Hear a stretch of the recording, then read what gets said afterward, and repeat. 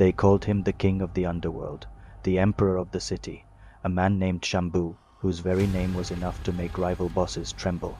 But for the last 12 months, the city believed he was dead, gone, a ghost. His empire, carved from concrete and fear, was shattered, his throne usurped by vultures from the west coast. And the south?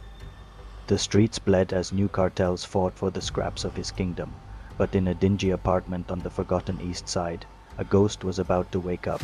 For a full year, a young woman named Maya had nursed a stranger back to life, a man they had found barely breathing amidst the rubble of a dockside explosion. He was a puzzle of scars and fever dreams, a nameless comatose body on a makeshift bed. Her brother, Leo, a scrappy survivor hardened by the city's new chaos, stood guard, his eyes constantly scanning the dangerous streets below. They were just two kids trying to get by, caught in the crossfire of a war they didn't start.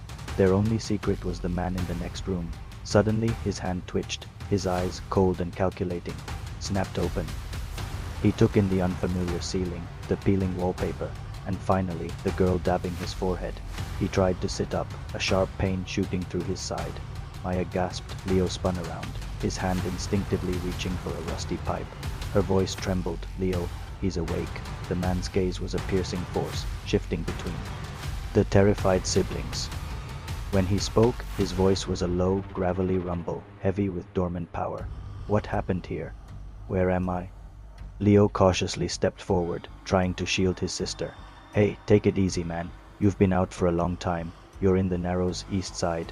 The man rubbed his temples, his mind a fog. How long? Maya answered, her voice soft. A year. We found you, what was left of you, down by the docks after the blast.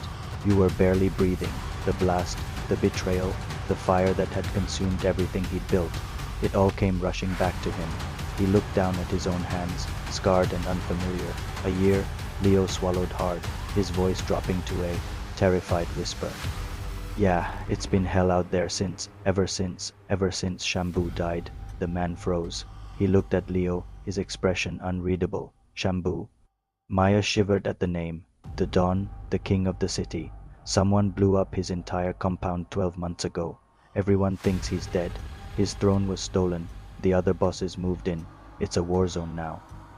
The man watched them, a silent predator observing its prey. They spoke of the chaos with a strange mix of fear and reverence, completely unaware that the monster they whispered about was sitting on their bed. He had to know, and you too. Why did you save me? You don't even know who I am. Maya met his intense gaze, her own eyes filled with a disarming compassion. You were dying. We couldn't just leave you there. You looked like someone who had fought hard enough. A strange tightness formed in Shambu's chest. For all his power and his ruthless reputation, he lived by a code. The innocent were never to be harmed. And now 2 innocent kids had sacrificed a year of their lives to save a nameless ghost. He saw a gentleness in Maya's eyes, a warmth that stirred something he thought the explosion had burned away forever. Slowly, deliberately, Shambu pushed himself to his feet. He towered over them, an imposing figure even in his weakened state. His voice was firm, carrying the weight of an unbreakable vow. Listen to me, both of you. You gave me my life back. As long as there is breath in my lungs, I promise you this. No one will ever lay a finger on you, not a single scratch. You have my word. Leo was stunned into silence. Maya looked up at him, her heart skipping a beat. In his words, she felt a power, a certainty that made her feel safer than she had in years. Shambu turned to the window, his eyes fixed on the distant city skyline. His city, his mansion, his family, his girl.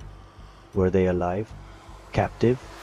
The thought made his blood boil, but his face remained a mask of stone. He needed answers.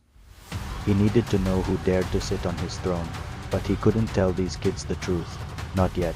The truth would paint a target on their backs. He grabbed a heavy coat from a nearby chair. I need to get some air, go for a walk, clear my head. Leo grew anxious. Hey, wait. You can't just go out there. The streets belong to the new cartels now. It's dangerous. A faint, chilling smile played on Shambu's lips. Don't worry about me, kid. I know how to handle myself. You two stay here. Lock the door. I won't be long. He pulled the collar up to hide his scars and stepped out, the door clicking shut behind him. The Emperor was awake, and it was time to survey his ruined kingdom.